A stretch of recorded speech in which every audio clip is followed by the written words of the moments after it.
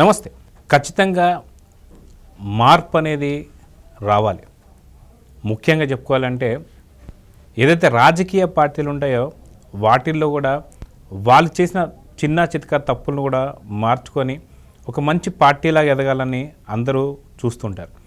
అయితే ఏపీ రాజకీయాలకు వచ్చేసరికి 2024లో ఒకానొక టైంలో 2019లో 151 సీట్లతో మ్యాండేటరీ తీసుకున్నటువంటి ఒక వైసీపీ 2024కి వచ్చేసరికి ఓన్లీ 11 సీట్లతో ఆగిపోయింది. అయితే ఏ పార్టీ అయినా సరే ఏం చేస్తుందంటే తమ చేసిన తప్పులు ఏవైతే ఉన్నాయో అవన్నీ సరిదిద్దుకొని మళ్ళీ ప్రజల్లోకి రావాల్సి ఉంటుంది. కానీ అంతకుముందు పదవిలో ఉన్నప్పుడు ఏదైతే ఓన్లీ ఏదైతే మంత్రివర్గం కావచ్చు, కింద ఐఏఎస్ డిపార్ట్మెంట్ కావచ్చు, ఐపీఎస్ డిపార్ట్మెంట్ అన్నీ కూడా రెడ్ల సామాజిక వర్గంతో నింపేసినటువంటి ఒక జగన్మోహన్ రెడ్డి ఇంకా మారలేదా? ఇప్పుడు మళ్ళీ అదే తప్పు చేస్తున్నాడా? ఎక్కడా తప్పు జరుగుతుంది? ఎందుకు జగన్ మారలేదు అనేది మనతో పాటు సీనియర్ జర్నలిస్ట్ డివిఎస్ గారు ఉన్నారు. వారిని అడిగి తెలుసుకుందాం. సార్ నమస్తే. నమస్తే సార్, మామూలుగా ఏదైనా ఒక వ్యక్తి తప్పు చేస్తే తను మార్చుకుంటాడు. అదే ఒక పూర్తిగా ఒక సంస్థ మొత్తం కూడా తప్పు చేస్తుంటే పూర్తిగా కింద ఉన్నటువంటి ప్రజలు కానీ ఇబ్బంది పడుతుంది. అదే ఒక రాజకీయ పార్టీ తప్పు చేస్తే పూర్తి రాష్ట్రమే కోల్పోతుంది.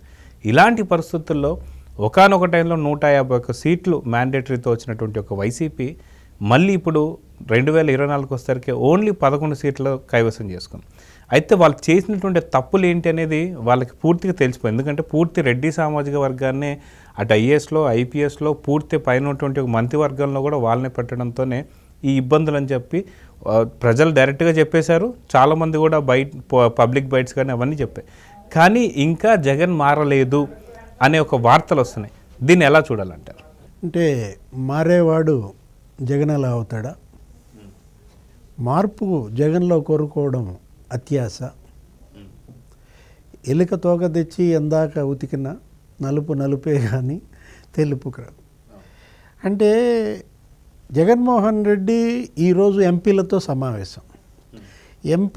సమావేశంలో 3 పోస్టులు ఢిల్లీలో నియమించారు. లోక్సభ పక్ష నేతగా మిథున్ రెడ్డి, రాజ్యసభ పక్ష నేతగా విజయసాయి రెడ్డి, పార్లమెంటరీ పార్టీ నేతగా వాళ్ళ పెదనాన్న ఇది వాళ్ళ బాబాయ్ ఆయన వైవి సుబ్బారెడ్డి. మళ్ళా అయ్యే బొమ్మలు. ఏది ఈ 5 ఏళ్ల పరిపాలనలో జగన్మోహన్ రెడ్డి ఏ బొమ్మలతో అయితే పరిపాలించాడో ఇప్పుడు అవే బొమ్మల్ని అతను నియమించాడంటే మొన్నటి ప్రజా తీర్పు మీరన్నది ఏది 151లో 5 ఎత్తుకుపోయారు, 11 నీకు చాలన్నారు. 22 ఎంపీ సీట్లలో 4 చాలన్నారు. ఇతను మారతాడని మొన్నటి ప్రజా తీర్పు నీలో మార్పును కోరుకుంది. ఇప్పుడు మార్పు కోసమే కదా ప్రజా తీర్పు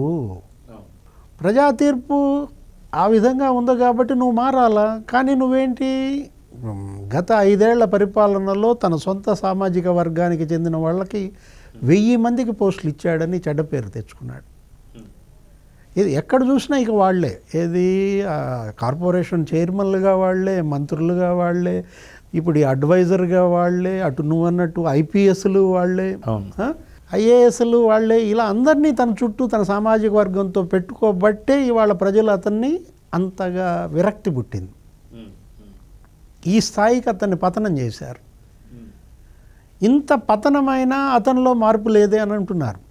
ఇప్పుడు ఈ రోజున జరిగినటువంటి నియామకాలతో ఇప్పుడు ఇదే సజ్జల రామకృష్ణారెడ్డి, ఇదే ధనుంజయ రెడ్డి, ఇదే జవహర్ రెడ్డి, ఇదే విజయసాయి రెడ్డి, సుబ్బారెడ్డి, మిథున్ రెడ్డి, పెద్దిరెడ్డి రామచంద్రారెడ్డి వీళ్ళనే కదా మొత్తాన్ని తీసుకుని 5 ఏళ్ళు నువ్వు పరిపాలన చేస్తే ప్రజలు ఈసిరు కొట్టారు. ఇప్పుడు కొట్టినా కూడా ఇంకా నీలో మార్పు రాకపోతే అందుకే అన్నది ఏంటి, మారేవాడైతే జగన్ ఎలా అవుతాడా? ఇవాళ ఇప్పుడు ఈ నీ ఘోర ఓటమికి కారకులు విజయసాయి రెడ్డి, సుబ్బారెడ్డి, మిథున్ రెడ్డి, పెద్దిరెడ్డి, సజ్జల వీళ్ళే కదా. అసలు వీళ్ళని దూరం పెట్టాలి. ఈ బొమ్మలు ఇక కనపడకుండా చేస్తేనే నిన్ను కొద్దిగా మారాడు అని నమ్మే అవకాశం ఉంది. నీకు తెలుసు తెలంగాణలో కేసీఆర్ చేసిన తప్పులు. తెలంగాణ కేసీఆర్కి ఈయనకి పోలిక. అసలు ఈయన ఓడిపోకముందే, ఈయన ముఖ్యమంత్రిగా ఉన్నప్పుడే 4-5 నెలల ముందే చెప్పేశారు. ఏమని? కేసీఆర్ ఎలా అయితే చిత్తుగా ఓడిపోయాడో అంతకన్నా చిత్తుగా జగన్మోహన్ రెడ్డి ఓడిపోతాడు, కేసీఆర్ చెప్పులు వేసుకుని నడుస్తున్నాడు. అదే జరిగింది. కేసీఆర్ ఏం మారలా. కేసీఆర్ ఘోర పరాజయం తర్వాత అసెంబ్లీ ఎన్నికల్లో ఆయన కూడా ప్రజలు ఏమన్నా మారతారని ఆశించారు. అంటే ఆయన ఏంటి, ఆయన సామాజిక వర్గం ఒక ఎత్తు, ఆయన ఫ్యామిలీ మెంబర్స్ ఇంకో ఎత్తు. చుట్టూతో ఆయన ఫ్యామిలీయే. ఎవరిది? కేసీఆర్, అటు కవిత, హరీష్ రావు, కేటీఆర్, సంతోష్ రావు. ఓడిపోయిన తర్వాతన్నా వాళ్ళని వెనక పంపిస్తాడు అనుకున్నాం కేసీఆర్. ఏది? హరీష్ రావుని, కేటీఆర్ని. కేటీఆర్ వర్కింగ్ ప్రెసిడెంట్గా రాజీనామా చేసేసి కవితని ఇది చేసేసి ఇట్లా జరుగుద్ది అనుకుంటే కేసీఆర్ కూడా అదే చేశాడు.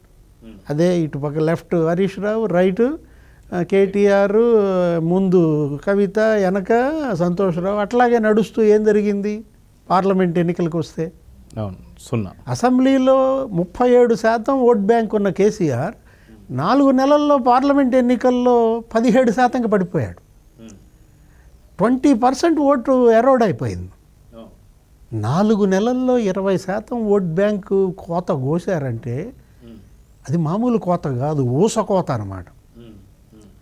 ఇప్పుడు ఈరోజు మన ఆంధ్రప్రదేశ్లో కూడా కేసీఆర్ను చూసన్నా ఇతను మారతాడు అనుకుంటే మనం జగన్మోహన్ రెడ్డి ఇవాళ నియామకాలు, ఇప్పుడు ఏమే రాజ్యసభలో బీసీలు లేరా? విజయసాయి రెడ్డి ఓడిపోయాడు. లోక్సభకి నెల్లూరులో కంటెస్ట్ చేస్తే తిరస్కరణకు గురయ్యాడు. 2,45,000 ఓట్లతో అతను ఓడిపోతే అతన్ని రాజ్యసభ పక్ష నాయకుడికి ఎందుకు పెట్టావు? రాజ్యసభలో నీకు బీసీలు లేరా? ఎవరు? మోపిదేవి వెంకటరమణ, మీ నాన్న పెట్టు, మాజీ మంత్రి, ఎమ్మెల్యేలుగా గెలిచాడు ఆయన చాలాసార్లు. ఇప్పుడు వాళ్ళని తిరస్కరణకు గురైన నాయకుడని మనం అనలేం. మోపిదేవి వెంకటరమణను పెట్టుకోవచ్చు, పిల్లి సుభాష్ చంద్రబోస్ ఆ సామాజిక వర్గంలో బలమైన నాయకుడు. మీ నాన్న హయాంలో అతను మంత్రి, ఎమ్మెల్సీ చేశాడు, అసెంబ్లీకి ఉన్నాడు, రాజ్యసభ. ఇప్పుడు పిల్లి సుభాష్ చంద్రబోస్ నీకు నచ్చలేదా? జైలు మేటే నీకు కావాలా? విజయసాయిరెడ్డి నీతో పాటు 16 నెలలు జైలు మేట్ కాబట్టి అతనికి ఇచ్చావనుకుంటే మరి మోపిదేవి కూడా నీకు జైలు మేటే, నీతో పాటు ఆయన కూడా జైల్లో ఉన్న వ్యక్తే. అట్లా అయినా ఆయన నియమించవచ్చు. లేదు నువ్వు 1,000 కోట్లే కావాలా? బీడా మస్తాన్ రావు ఉన్నాడు. మస్తాన్ రావు 100,000 కోట్ల సంపన్నుడు, బీసీ. ఇప్పుడు ఇవాళ తెలుగుదేశం పార్టీ బీసీల పార్టీ, నువ్వేదో పెద్ద బ్యాక్వర్డ్ కాస్ట్, నాది బ్యాక్ బోన్ క్యాస్ట్ అని చెప్పి ఏంటేంటో నేను బీసీలకు ఇంత ఇచ్చా అంత ఇచ్చానన్నావే, అయినా ప్రజలు నిన్ను నమ్మలేదే. ఇప్పుడు ఇవాళ ఈ నియామకాల్లో ఒక మోపిదేవినో, ఒక పిల్లి సుభాష్ చంద్రబోస్నో, ఒక బీడా మస్తాన్ రావునో పెట్టుంటే రాజ్యసభ పక్ష నాయకుడిగా నీ మీద కొద్దిగా నమ్మకం. నువ్వు తీసుకుపోయి విజయసాయిరెడ్డికి ఇచ్చావు. లోక్సభ పక్ష నాయకుడిగా మిథున్ రెడ్డే కావాలా? మిథున్ రెడ్డి చేసిన చండాలం చాలలేదా? వాళ్ళ నాన్న పెద్దిరెడ్డి చేసిన చండాలం చాలలేదా? మిథున్ రెడ్డిని గోదావరి జిల్లాలకు ఇన్ఛార్జిగా పెట్టాడు. పిఠాపురంలో పవన్ కళ్యాణ్ని ఓడించాలని అసలు మిథున్ రెడ్డి చేయని ప్రయత్నం లేదే. అతన్ని మరి వాళ్ళ గోదావరి జిల్లాలో ఊడ్చుకుపోయింది. ఇన్ఛార్జిగా అతను ఫెయిల్డ్. అతన్ని ఎలా నువ్వు లోక్సభ పక్ష నాయకుడిగా పెడతావు? అక్కడ ఎస్సీ లేరా? గురుమూర్తి తిరుపతిలో 2 సార్లు గెలిచాడు, అతను పెట్టుకో. లేదు అరకు ఎస్టీ అమ్మాయి గెలిచింది తనూజ, ఒక ఎస్టీకి ఇచ్చానన్న పేరు ఉండేది కదా. అసలు నిన్ను ట్రైబల్స్ నెత్తిన పెట్టుకున్నారు, నిన్ను ఆరాధించారు. 7 ఎస్టీ అసెంబ్లీ నియోజకవర్గాలు ఉంటే 7 నిన్ను గెలిపించారు, తెలుగుదేశాన్ని ఒకటి గెలిపించకుండా. పార్లమెంటరీ పార్టీ అధ్యక్షుడిగా వైవి సుబ్బారెడ్డి అంట, ఎవరు వాళ్ళ బాబాయ్. వైవి సుబ్బారెడ్డి చేసిన కంపు జాలదా?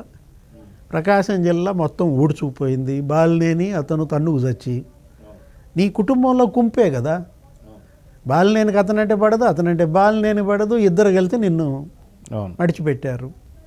ఉత్తరాంధ్రలో వీళ్ళు చేసిన ల్యాండ్ స్కామ్స్ మామూలు స్కామ్స్ కాదు. అరే అయినా నీలో మార్పు రాలేదంటే ఏమంటాడు? ఇవాళ ఎంపీలను ఉద్దేశించి పోరాడండి, ప్రత్యేక హోదా కోసం పోరాడదాం, మన బలం ఏమీ తగ్గలేదు. ప్రత్యేక హోదా ఇప్పుడు ఈ 5 ఏళ్ళు ఏం చేశాడు? 32 మంది ఎంపీలను ఇస్తే ప్రత్యేక హోదా గురించి ఒక్కరోజు నోరు తెరవలేదే. ఇప్పుడు సగానికి కోత వేశారు. 16 మంది ఏది నీకు అది ఇది కలిపితే 15 మంది అవుతారు. 15 మందితో నువ్వు ప్రత్యేక హోదా మీద పోరాడమంటున్నావా? 4 లోక్సభ సభ్యులతో పోరాడతావా? 22 మంది లోక్సభ సభ్యులు ఉండి నువ్వు హోదా గురించి నోరు తెరవనాడివి. 4 నువ్వు పోరాటం చేద్దామంటే నవ్వుల పాలవుతున్నావు. ఇంకా ఏమంటాడు చంద్రబాబు, ఇవాళ ఢిల్లీలో ఎన్డీఏ చక్రం తిప్పే పరిస్థితుల్లో కూడా హోదా గురించి అడగకుండా ఇంకో పాపం చేశాడు, శిశుపాలుడి పాపాలు ఏందో అంటాడు. అసలు ఏమన్నా మాట్లాడేదానికి అర్థం ఉందా? వారం రోజులైంది వాళ్ళు గెలిచి, నువ్వు ఓడిపోయి వారం రోజులైతే శిశుపాలుడేంటి, పాపాలేంటి, ప్రత్యేక హోదా పాపం వాళ్ళ మీద రుద్దటం ఏంటి, తెలుగుదేశం మీద. ప్రత్యేక హోదా గురించి నువ్వు 56 మీటింగులు చెప్పావు ఎన్నికల్లో, ప్రచారంలో. ఒక్కచోట హోదా గురించి మాట్లాడావా? అసలు ప్రత్యేక హోదా అనేది ఈ ఎన్నికల్లో ప్రచారాస్త్రం కాదు. నీ ఎజెండా అది కానప్పుడు నువ్వు దాన్ని ఎందుకు ఇప్పుడు ఎత్తుతున్నావు? నిన్ను మెడలుంచుతా, నాకు 25 మంది ఎంపీ సీట్లు ఇస్తే కేంద్రం మెడలోంచి తెస్తానన్నావు, ఇచ్చారు. నీ మెడలు ఉంచావు కానీ వాళ్ళ మెడలు నువ్వు ఉంచలేకపోయావు. నీ కేసుల కోసం మొత్తం 32 మంది ఎంపీలని తాకట్టు పెట్టావు. నీ తమ్ముడిని వివేకానంద రెడ్డి హత్య కేసులో అరెస్ట్ కాకుండా అవినాష్ రెడ్డిని 32 మందిని తాకట్టు పెట్టావు. వాడెవడ పార్ట్నర్ జార్జియాలో పట్టుబడితే వాడిని అక్కడ జార్జియాలో ఇడిపీయటం కోసం ఈ 32 మందిని ప్యారేడ్ చేశావు. వాళ్ళ బిల్లులన్నీ ఆమోదించావు. రాష్ట్రంలో హోదా గురించి కానీ, విభజన సమస్యల గురించి కానీ ఒక్కటి కడప స్టీల్, విశాఖ స్టీల్, మెట్రోలు ఏదన్నా సాధించావా? ఇంత జరిగినా నేను ఎందుకు ఓడిపోయాను? సామాజిక న్యాయం నేను చేయలేదు, అన్యాయం చేశాను కాబట్టి ఓడిపోయాను. ఐఏఎస్ల్లో, ఐపీఎస్ల్లో, మంత్రుల్లో, అడ్వైజర్లుగా, అంతా కార్పొరేషన్ చైర్మన్లుగా నా సామాజిక వర్గంనే 1000 మందిని పెట్టుకున్నాను కాబట్టి వాళ్ళు నన్ను ఓడించారు అనేటటువంటి సామాజిక స్పృహ నువ్వు కోల్పోతే పోస్ట్ మార్టం చేయాలి కదా. కనీసం ఎందుకు ఓడిపోయాను, ఏంటి మీ అభిప్రాయాలు ఏంటి? అయితే ఇక్కడ మనం చూసుకుంటే ఖచ్చితంగా మీరు అన్నట్టు గురు శిష్యుల బంధం అనుకోవచ్చు, కేసీఆర్ది కావచ్చు, జగన్ది కావచ్చు. ఒక పక్కన ఏదైతే బీఆర్ఎస్ ఉందో వాళ్ళకు వచ్చినటువంటి 37% కాస్త ఎంపీ ఎలక్షన్స్కి వచ్చేసరికి పూర్తిగా మీరు అన్నట్టు పూర్తిగా ఊచకోత కోసేసి అది 17% పడిపోయింది. కానీ నిన్నటి మీటింగ్లో కావచ్చు, మొన్నటి మీటింగ్లో కావచ్చు, అంతకుముందు మీటింగ్లో కావచ్చు, మనకి ఇంకా 40% ఓటింగ్ ఉంది, 40% ఓటింగ్ ఉంది అంటున్నాం. కనీసం 3 నెలలు తిరక్కముందే 37% నుంచి 17% కోల్పోయింది. 40% ఎంతకాలం ఉంటుందని చెప్పి అనుకోవచ్చు? 4 నెలల్లో 40% 4% అయిపోతుంది. ఎందుకంటే నీ మీద ఇవాళ ఎవరికి భ్రమలు లేవు. పార్టీని నడిపే సామర్థ్యం నీలో కొరవడింది. ఇప్పటికే 11 మంది ఎమ్మెల్యేల్లో 6 తెలుగుదేశంతో టచ్లోకి వెళ్ళిపోయారు. గెలిచిన 4 ఎంపీల్లో 2 తెలుగుదేశంతో టచ్లోకి వెళ్ళిపోయారు.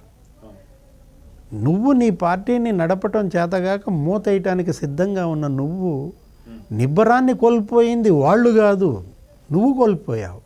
ఇప్పుడు వాళ్ళు ఏంటంటే ఏదో మీరు నిబ్బరంగా ఉండండి, మీరు పోరాడండి, నేను మాత్రం అనుకుంటాను, మీరు నా ముందుండి పోరాడండి అంటే నాయకుడి లక్షణం అది. నా దగ్గర సత్తు ఉంది, నేను పాదయాత్ర చేస్తా, భరోసా యాత్ర చేస్తా. వారం రోజులే అయ్యింది, అప్పుడే అల్లర్లంట, వీళ్ళు పెడబొబ్బలు పెట్టడం. ఇప్పుడు 60 నెలలు మిమ్మల్ని భరించారు. మీ హింస, మీ వేధింపులు, మీ శిరోమండనాలు, సజీవ దహనాలు, హత్యలు, భూ కబ్జాలు. 6 రోజులు వాళ్ళని మీరు భరించలేక ఎమ్మటి లగెత్తుకుని రాష్ట్రపతి దగ్గరికి ఢిల్లీ పరిగెత్తి వినతి పత్రం ఇస్తే నవ్వుల పాలవుతోంది పార్టీ, నవ్వుల పాలవుతోంది జగన్మోహన్ రెడ్డి నాయకత్వం. సో ఇవన్నీ చూస్తే మనకు ఒకటే గుర్తొస్తుంది, ఖచ్చితంగా మారితే జగన్ ఎందుకు అవుతాడు అన్న మాట నిజమే అని చెప్పి అనిపిస్తుంది. ఇంత జరిగిన తర్వాత కూడా మళ్ళీ రెడ్ల సామాజిక వర్గంనే వీళ్ళందరికీ కూడా పెట్టడాన్ని మాత్రం నిజంగా జనాన్ని ఇవన్నీ చూస్తున్నారు కాబట్టి మళ్ళీ తొందరలో ఒకవేళ ఇంకేదైనా సరే ఎన్నికలు వచ్చినా సరే అప్పుడు కరెక్ట్ స్థాయిలో బుద్ధి చెప్తారని అయితే కోరుకుందాం. నమస్తే సార్. నమస్తే.